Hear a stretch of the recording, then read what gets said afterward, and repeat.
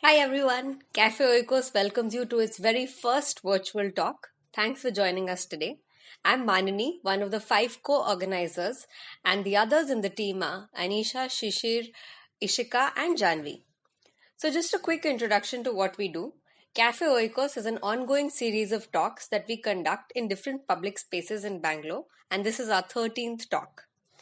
We would like to thank Nilukani Foundation for their support and Current Conservation, who we collaborate with. Questions can be taken by the speaker after the talk. You can note them down and ask them in the chat box towards the end. We wanted to conduct today's talk because we felt the need to draw focus on this very complex issue of the fisheries.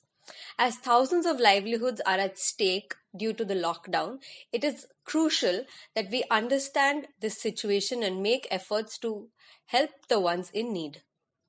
Today we have with us Marianne Manuel. She is the Assistant Director of Dakshin Foundation.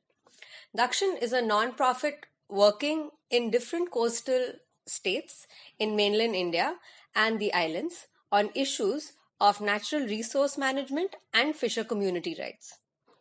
Currently, she's working closely with the director to coordinate Dakshin's lockdown response. In the pre-lockdown era, her research focused on issues of coastal governance in partnership with fisher unions and other support organizations. She also bakes the best banana bread ever. Thanks for joining us today, Marianne. Over to you. So, hi everyone. Thank you for logging in. I see there's a lot of people. No stress. So the topic of my talk today is fish for thought. How are India's fish workers coping during the lockdown? And before I get into the details, for those who've had a long day and would like the two-line or two-word summary in this case of the talk, the answer is not very well.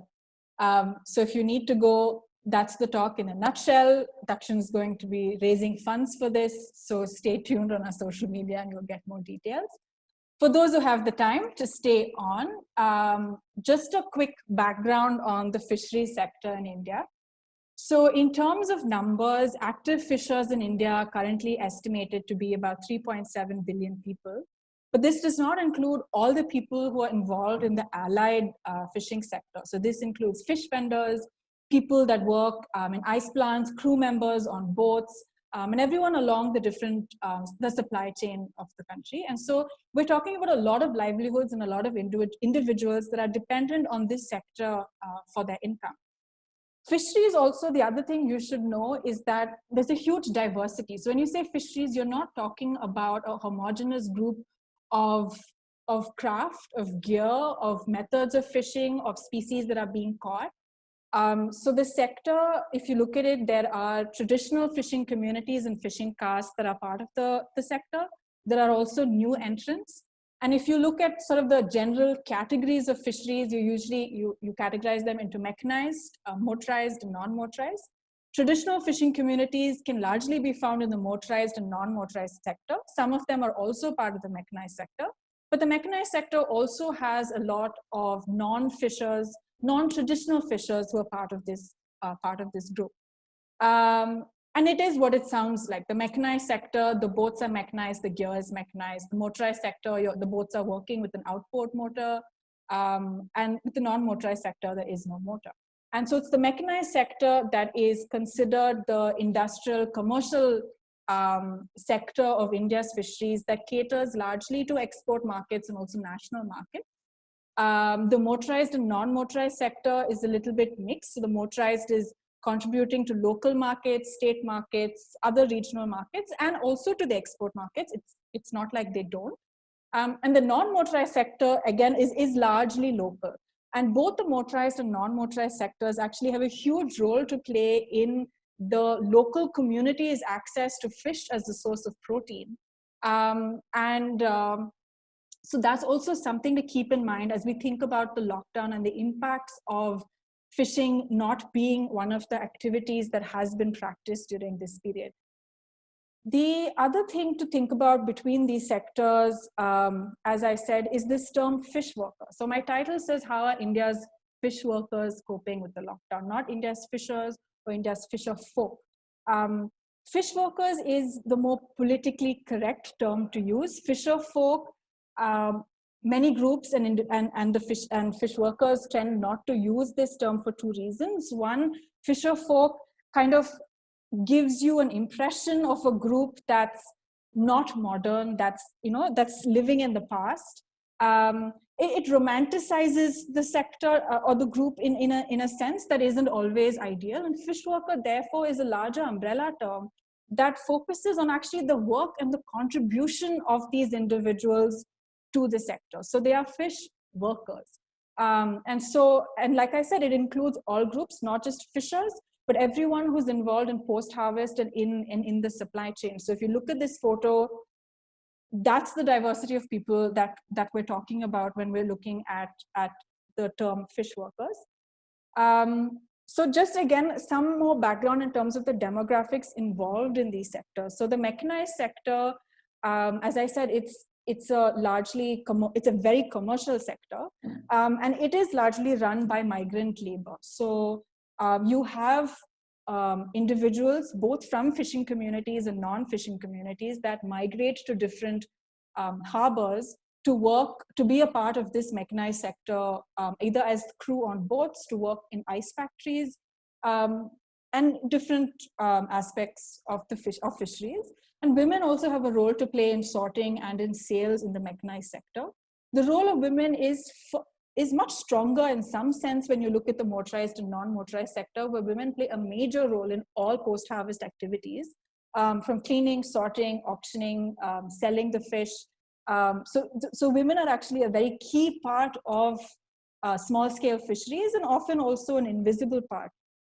And the other thing also to keep in mind about the fisheries sector is that from a governance point of view and from the point of view of focus and interest from the central government, the fisheries sector has been marginalized historically by the fact that it's been subsumed under the Ministry of Agriculture. So it's always played second fiddle to the agriculture sector. So till May 2019, we didn't have a ministry for fisheries. Fisheries was a department under the Ministry of Agriculture and Farmers' Welfare. And so the focus and attention and the understanding of fisheries is not a comprehensive one at the center. And even today, it's not the Ministry of Fisheries, it's the Ministry of Fisheries, Animal Husbandry, and Dairying. So it's important that the sector actually puts forth the nuances of what the ground is and engages with the department, with the ministry to make sure that there is that coherence between central state policy and what is working on the ground. And I also want to talk a little bit about what makes this group vulnerable. And I'm not talking about during COVID, but in general. A large part of the individuals, a large number of individuals working in fisheries are actually daily wage earners. So they're dependent on daily income to support themselves and to support their families. And there's a very obvious implication there for the lockdown period and what it means to have no fishing. But the other thing that I do want to highlight is the broader issues that are threatening fishing communities today. One is environmental degradation and also the dilution of environmental laws that has been happening over the last few years. Even during the lockdown, there has been modifications to the environment impact assessment notification. I won't go into all of these details, but I encourage you all to look these up. There are articles about all of this.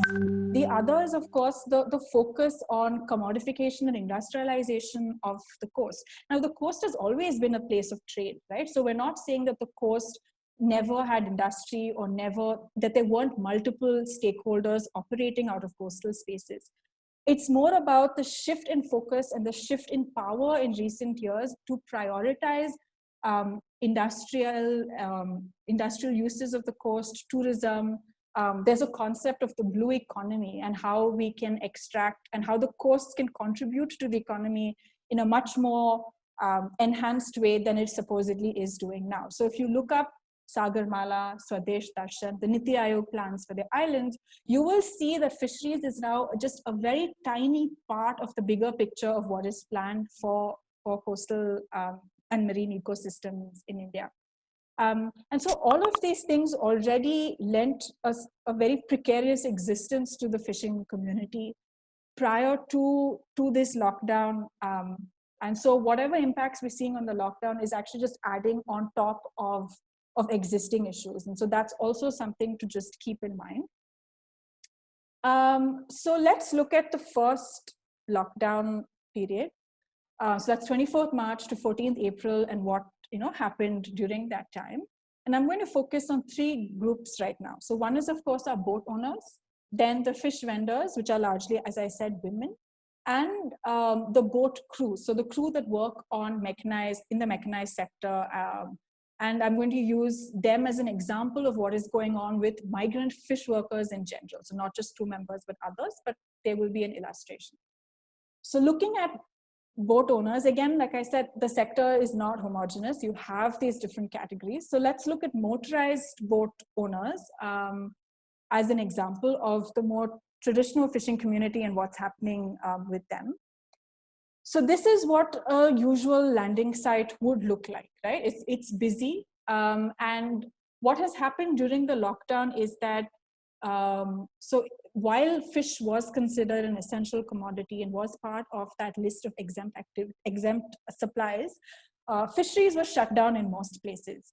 Not necessarily on the first day. So on the first day, because the motorized sector is in more rural parts of India, sometimes those groups didn't get the message about the lockdown. So those groups went out fishing, they managed to sell their fish. The women who bought the fish and other traders were the ones who bore the brunt of economic loss on the first day, active loss, I'm saying, because they invested in fish, but they weren't able to sell them. But in the days since, fishers have not been able to go out to fish. So this is a quote from one of the fishers who got in touch with us very recently. So as he says, for nearly a month now, income from fishing has reduced drastically. Additionally, as a result of Corona, we were ordered not to go fishing by the police. We have no income, no food to feed ourselves and our family. We're hoping government and other authorities will come forward and help us. And that's what fishers are going through right now, a loss of livelihood and an inability to feed themselves and their families in many places. Mechanized boat owners, the impact was slightly different. So even those who came in on the 24th and the 23rd, because these boats tend to go out on multi-day trips. So these multi-day trawlers returned after a week, 2 weeks of being out at sea to find harbors closed. No buyers, no ice factory workers supplying ice so that their fish could be frozen and sent to other markets. And essentially, you would have seen these images in the first few weeks in a lot of newspaper reports of fish being dumped because they had no way to offload their catch. And essentially, that means that these boat owners lost everything that they invested into that fishing trip. And similar to the motorized boat owners, they haven't been able to go out fishing since. With fisher women, who are part of the sales post-harvest, they might either be buying fresh fish for the market, they might also be buying fish to dry it. There's again been slightly different impacts. On the first day, those who bought fish went to the markets, they found the markets closed. A lot of women tried to sell their fish on the roadside, door to door, but were stopped by police. We've heard of in Kakinada and Andhra Pradesh where policemen chased women and brutally and even beat them. And the horrifying part is that not police brutality, that's not the end of it. It is also the fact that their actions were cheered on by onlookers from neighboring buildings. And really that's the mentality that this situation has instilled in people. So if we're looking at just some quotes to give you a sense of what's happening. So we have one from a fisherwoman from Karaikal, Alamelu, who says that my husband catches fish and I make money by selling them. But with the virus and subsequent lockdown, we are unable to do any sales for the last 10 days. We are generally scared to step out of our homes. We earn on a daily basis. We need to go to sea to earn. We need to sell fish daily to earn. The government must announce some measures for us in this regard.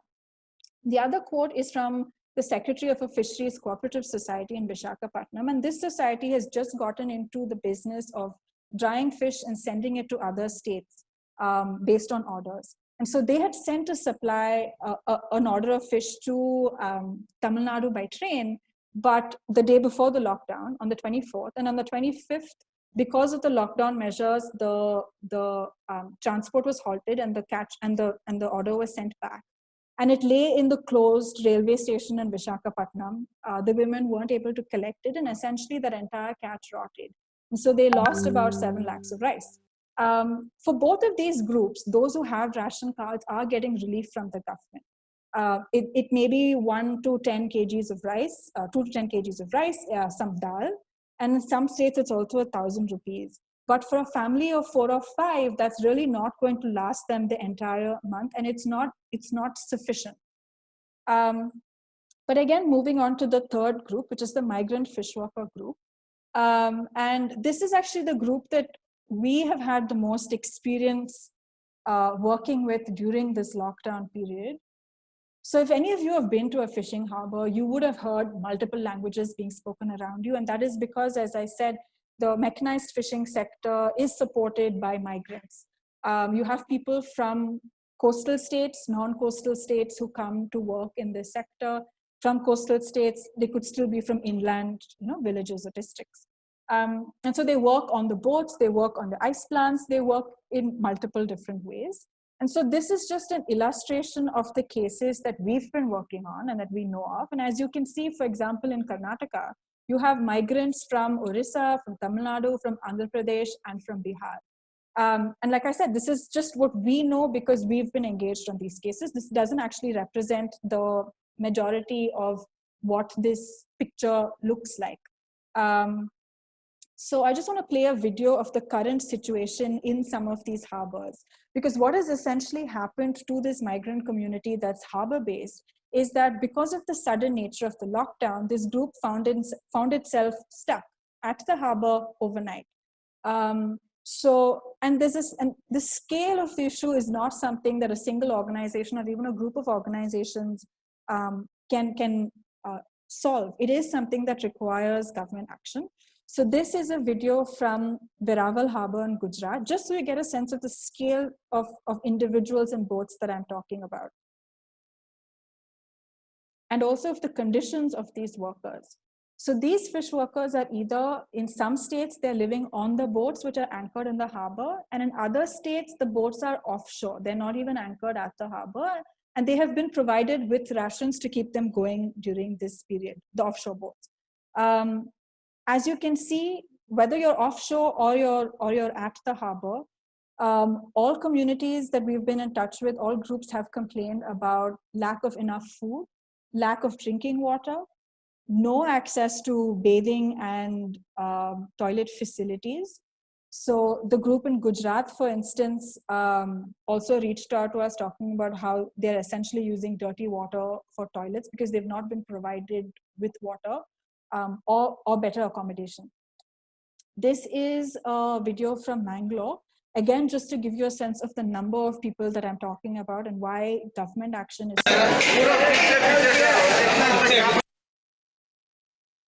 sorry.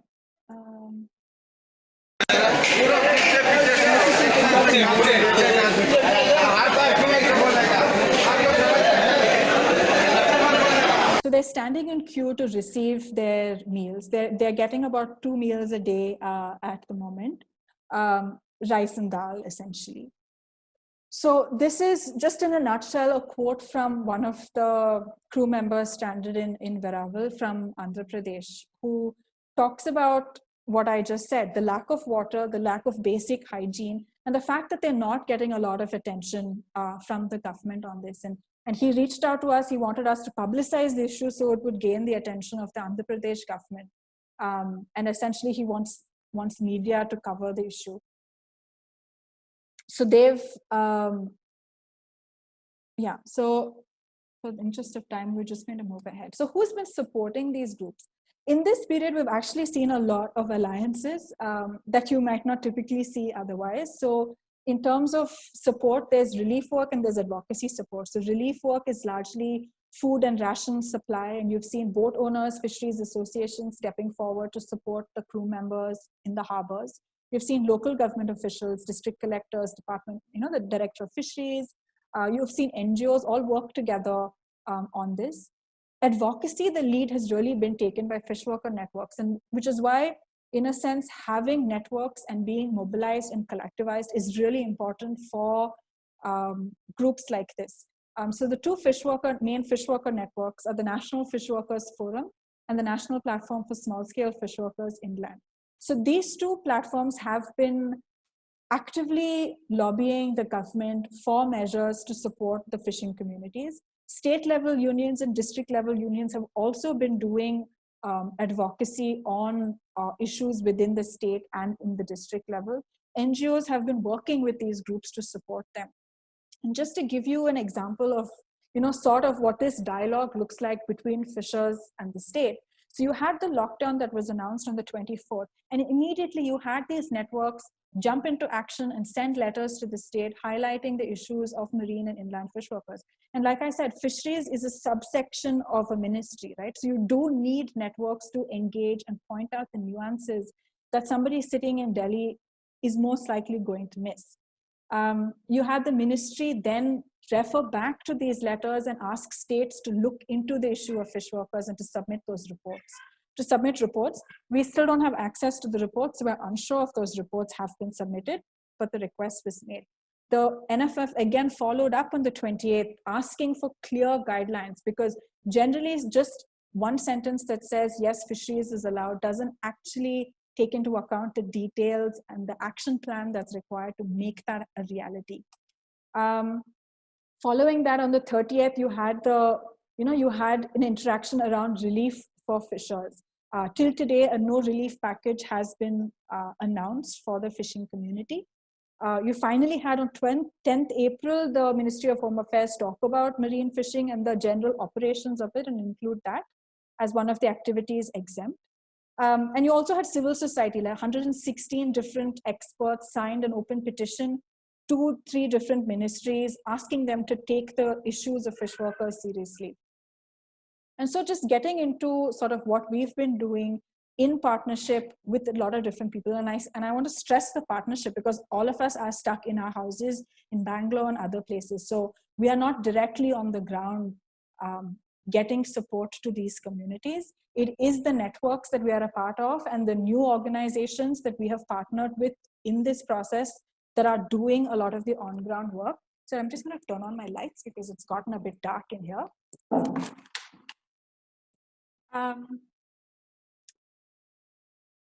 So essentially, when the lockdown was announced, as I said, the fisher networks jumped into action.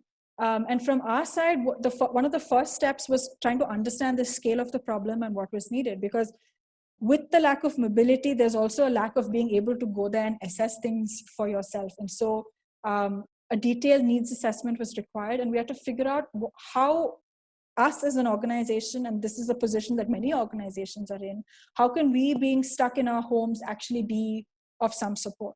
And that involved identifying organizations on the ground in these different locations who could do the work. It also meant building databases of government helplines and phone numbers so we could alert different authorities to the cases that were being raised to us by our fisher union partners in different states. And so essentially, we've been focusing on migrant issues, food and health, supporting the networks, as well as public outreach and fundraising. And this fundraising is really for really urgent requirements, trying to connect donors to these organizations on the ground to support them. And so currently, we're tracking about 41 cases involving 14,500 migrant fish workers across 8 states.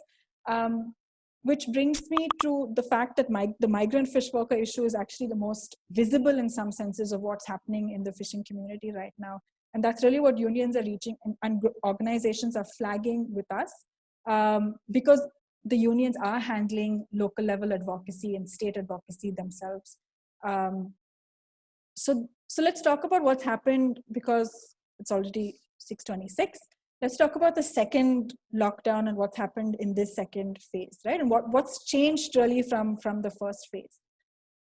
One of the changes that you can see in civil society is tired. They are stretched. They have been 24/7 working on these issues since the lockdown was announced on March 24th.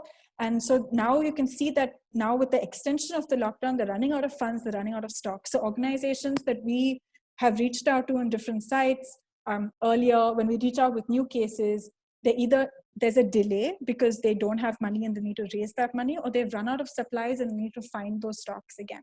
And another important conversation to have is really the mental health of relief workers, because as you engage in this process day in and day out, you have to make very tough calls. You have to say things like, this group has had a meal today, so fine, that's not an urgent case. And making these sorts of decisions does take a toll on the mental health of people. And so that is a larger conversation that we need to be conscious about and need to be having. Luckily, to sort of complement this, we can see a much more active engagement from the government. Fishing continues to be exempt from lockdown activities. The Fisheries Ministry, Animal Husbandry and Dairy Ministry, finally released detailed guidelines on 18th April for fisheries operations and how to go about doing that. States with migrant fish workers, the helplines, all of that is more accessible. There are still some helplines that aren't working, but they're definitely more responsive to the alert calls.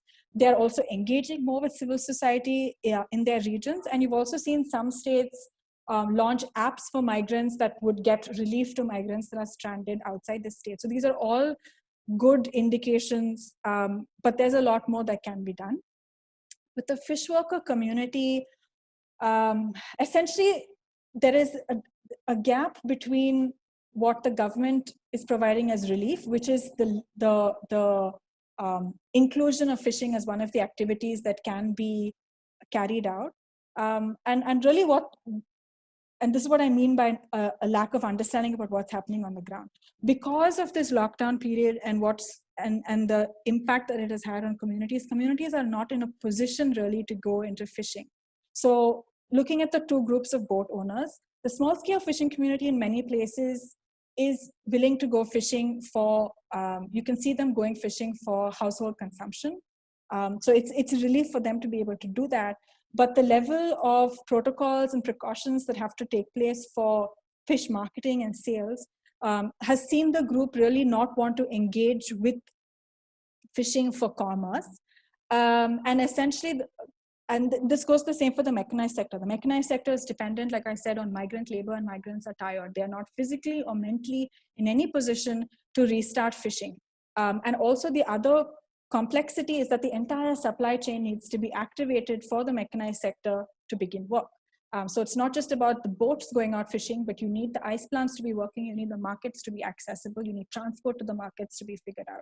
And so all of these pieces of the puzzle really need to be activated simultaneously if the mechanized sector is to re-engage with fishing. Women are left out of the conversation in most places.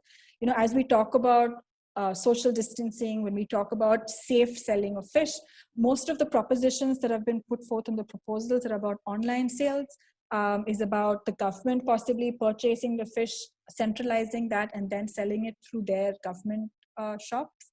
So there is very little role actually for fisher women and fish vendors during this second lockdown in re-engaging with fisheries and earning an income. So I think that is why all groups have stuck to their original mandate of requiring a relief package. And the other reason, as I said, for relief is not just the worrying thing is that we're seeing a certain mentality of the fact that because fishing is lifted, we no longer need to provide relief to the community. So for example, the communities who were about to be moved to accommodation off the boats, that progress was rolled back because there was a impression that they would now restart with fishing, and so the government didn't need to support them anymore. And that's a really dangerous thought process, to think that now that fishing is allowed, the government can step back from its obligation and responsibility to this sector. And you also see it with, it's a concern for the general migrant sector as well, because intrastate movement of migrant workers to go to places of work is now been okayed. but facilitating their return home within the state is not part of those guidelines. And we're seeing these corresponding mirror developments across all sectors dealing with these issues. And so essentially, what do we need? What's next, right? In the next month, what does everyone need to focus on? One is the focus on migrants. And like I said, those are the cases that are coming to us as well. With the focus on migrants in the media and in a lot of civil society, larger middleman civil society kind of organizations, there hasn't been enough attention on what communities back home in the villages are going through. And it's critical that we also look into that aspect because that community, as I said, is also dependent on daily wages and daily income. Not to say that we shouldn't continue support to migrant groups, because migrant fish workers and their problems have not improved in any way. And it's important that we keep supporting them through this. And so in the sense of immediate government response, we need to start working on sending migrants home and quarantining them closer to their homes. And in the interim, also improving their living conditions, because you saw the videos. That is, the second is relief package for workers, both because people have lost investments. Actively, they've invested in fishing, invested in trips. They've lost those investments. They've also not managed to earn a living for this entire duration. You need relief packages for fish workers, all those different groups that come under that category.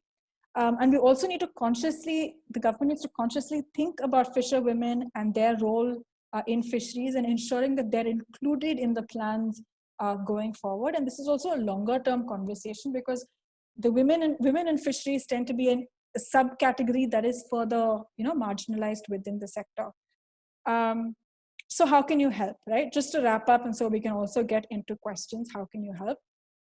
Concretely, you can do three things.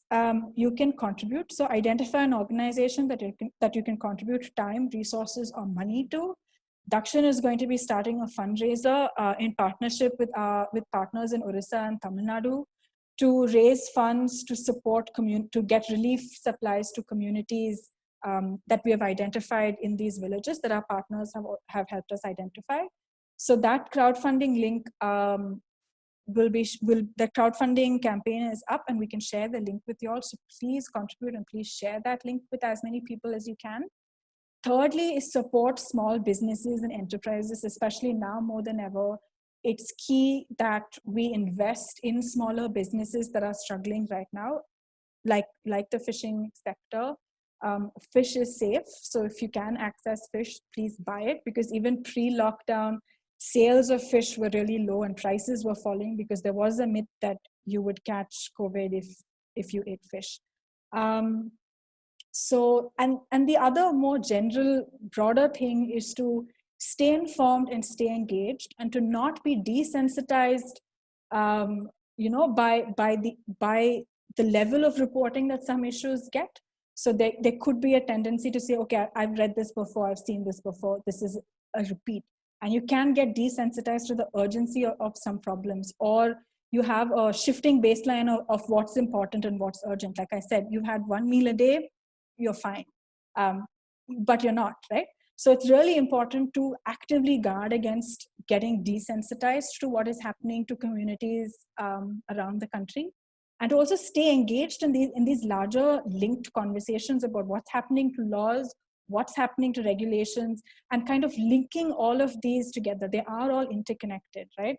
Marine fisheries, as I said, is slowly being squeezed out of course. And so it's important to stay aware of these larger shifts in policy and in governance. So I will end there, but I do want to thank people. It's a long list, so their names are not here, but I want to thank everyone that's been working with Dakshin, so our own internal team, but as well as our friends from other conservation organizations that have been involved in the coordination work that we've been doing. All our partners that we've reached out to who are doing such amazing work on the ground. I also want to thank people who helped me actually create slides for this presentation, because there's not enough time to do these things. And yeah, so just thank you to all of these people, and thanks for coming. I think at this point, we'll just open it up for questions. It's 6:37, so I think I stuck to time.